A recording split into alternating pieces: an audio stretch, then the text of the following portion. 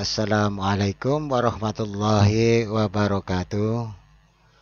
Anak-anakku sekalian, sebelum kita mulai pembelajaran, tentu harus kita biasakan selalu berdoa.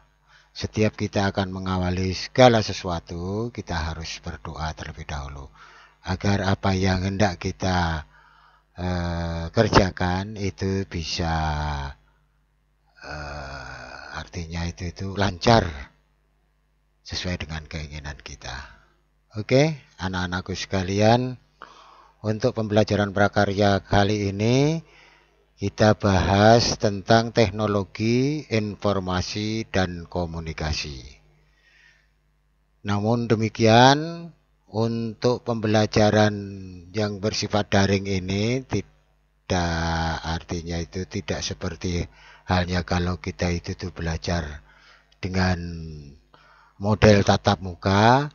Jadi mungkin pembahasan kali ini hanya secara garis besar akan Bapak berikan penjelasan. Namun untuk lebih jelasnya lagi kalian harus membuka buku pelajaran yang dari sekolah, yang dari perpustakaan itu. Oke, langsung berikutnya. Nah, sebelum kalian mempelajari tentang teknologi informasi dan komunikasi, tentu yang pertama-tama yang harus kalian pahami adalah tujuan pembelajaran. Untuk apa kita itu belajar? Keterampilan terkait dengan teknologi informasi dan komunikasi. Nah, yang pertama kamu harus paham tentang kalian harus bisa menghargai keberagaman produk teknologi informasi dan komunikasi di daerah setempat. Kemudian mengidentifikasi bahan alam, alat, teknik, dan proses pembuatan produk teknologi dan informasi sederhana dengan menggunakan bahan-bahan yang terdapat di daerah setempat. Nanti di akhir pembelajaran biasanya ada praktek. Kalian diberi tugas untuk membuat karya-karya teknologi sederhana. Yaitu teknologi rekayasa terkait dengan teknologi informasi dan komunikasi. Kemudian setelah kalian mempelajari itu semua, diharapkan kalian bisa merancang pembuatan produk teknologi ini dengan jujur dan penuh rasa tanggung jawab. Kemudian setelah itu, yang terakhir adalah kalian bisa membuat, menguji, dan mempresentasikan produk teknologi informasi ini secara disiplin dan bertanggung jawab.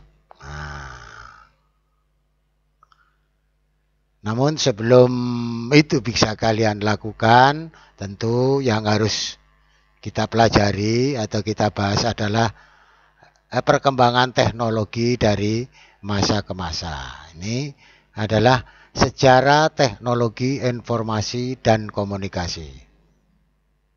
Pada zaman prasejarah, teknologi informasi dan komunikasi yang dilakukan manusia berfungsi untuk menggambarkan informasi yang diperoleh.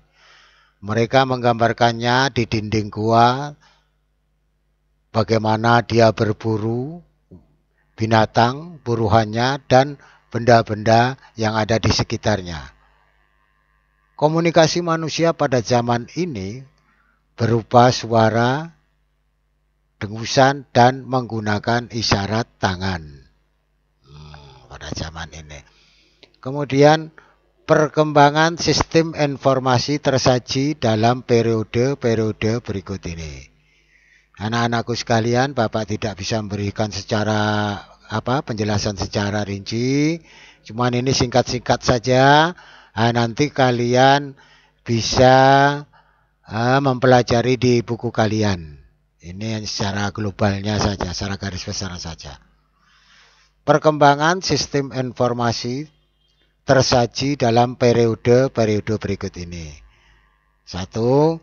Tahun 3000 sebelum Masehi, untuk yang pertama kali tulisan digunakan oleh bangsa Sumeria dengan menggunakan simbol-simbol yang dibentuk dari piktograf, itu huruf piktograf ini, sebagai huruf dan mempunyai bentuk penyebutan yang berbeda-beda sehingga mampu menjadi kata atau kalimat atau bahasa. Kemudian tahun 2900 sebelum Masehi. Masa ini bangsa Mesir kuno menggunakan huruf hieroglif, yaitu huruf paku, yang dimana setiap ungkapannya diwakili oleh simbol yang berbeda. Jika digabungkan akan menghasilkan sebuah arti yang berbeda.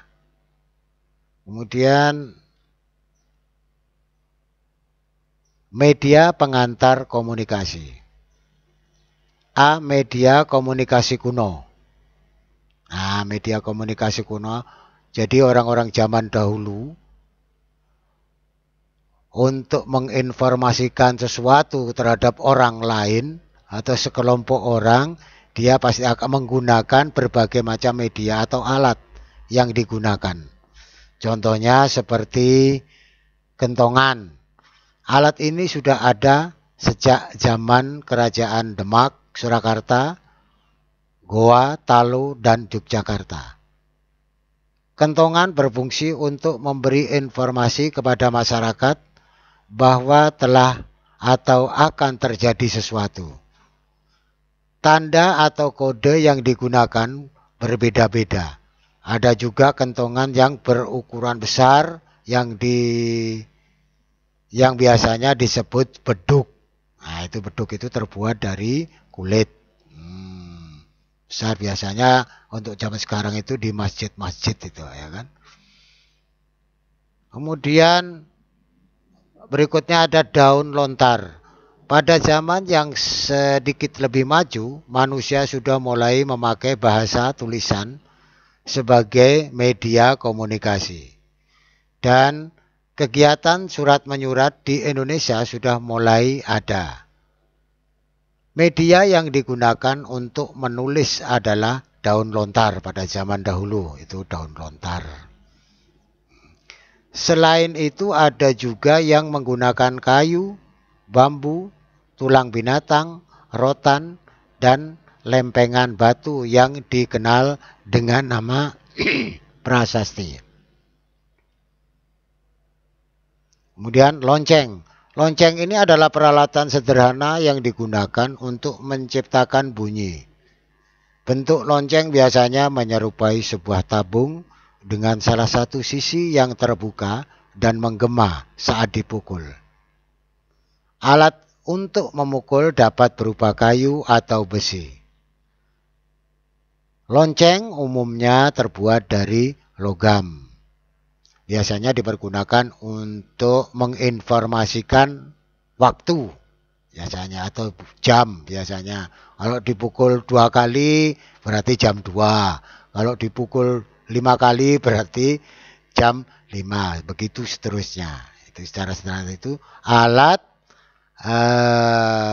komunikasi, alat informasi yang dibuat pada zamannya. Kemudian burung merpati. Burung merpati atau merpati pos adalah burung merpati yang dilatih untuk mengantarkan surat atau pesan. Merpati merupakan salah satu jenis burung yang cukup pintar, memiliki daya ingat yang kuat, kemampuan navigasi, dan memiliki naluri alamiah yang dapat kembali ke sarangnya. Meskipun sudah pergi dengan jarak yang jauh dan waktu yang lama, merpati diberi makanan khusus berupa campuran kalium karbonat dan minyak ikan. Kemudian alat informasi pada zaman dahulu itu juga setelah tulisan ditemukan itu ada dari batu. yaitu prasasti. Prasasti adalah piagam atau dokumen yang ditulis pada bahan yang keras dan tahan lama. Nah, seperti yang nampak pada gambar ini. Nah. Kemudian trompet tanduk hewan. Trompet ada yang terbuat dari tanduk hewan dan ada juga yang terbuat dari keong. Nah, dahulu bunyi trompet tanduk hewan digunakan sebagai alat komunikasi untuk menandai dimulai atau berakhirnya kegiatan-kegiatan tertentu. Nah, seperti pada zaman kerajaan, zaman dahulu kalau kalian pernah melihat di film-film itu kan untuk mengumpulkan orang-orang banyak itu biasanya menggunakan tanduk itu tuh dibunyikan. Nah, nanti untuk lebih jelasnya kamu lihat baca-baca di buku kalian. Nah, itu akan lebih jelas nanti. Dan seterusnya ini ada trompet keong, kemudian asap. Nah, asap ini bisa juga zaman dahulu dijadikan sebagai media komunikasi, memberikan informasi kepada orang lain melalui kepulan asapnya itu. Secara umum, sinyal asap ini digunakan untuk mengirim berita. Mungkin ada bahaya sebagai tanda darurat atau mengumpulkan orang banyak ke satu tempat. Nah, itu. Dan banyak lagi seperti serat papirus, kemudian piktograf, ya seperti yang ada di gambar ini.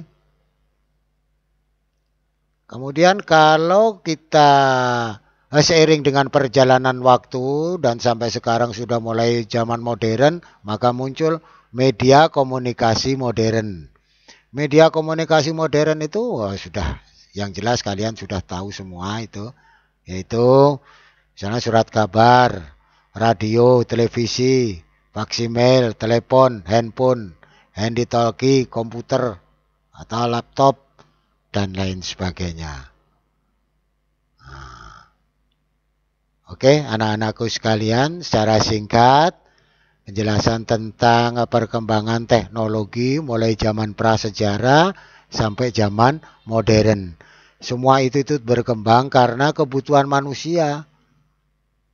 Untuk memperoleh kemudahan-kemudahan maka bermuncullah temuan-temuan teknologinya. Apa itu yang dimaksud dengan teknologi? Teknologi adalah cara seseorang untuk mengubah sesuatu menjadi sesuatu yang baru yang manfaatnya amat sangat luar biasa. Gitu anak-anakku sekalian. Mungkin akan Bapak akhiri sampai di sini dulu. Pembelajaran ini sebetulnya singkat saja. Untuk pelajaran praktek nanti untuk pertemuan berikutnya. Bapak ingatkan, tolong dipelajari di bukunya ini nanti untuk tengah semester akan Bapak artinya berikan sebagian dari pembelajaran bab 2 tentang teknologi informasi komunikasi ini. Oke, saya kira saya cukupkan sampai di sini. Terus bersemangat. Untuk penjelasan yang lebih rinci, Bapak mohon maaf tidak bisa memberikan secara rinci. Jadi kalian harus pelajari itu, kalian baca buku yang kalian peroleh dari perpustakaan, itu akan lebih bagus. Oke, saya akhiri. Wassalamualaikum warahmatullahi wabarakatuh.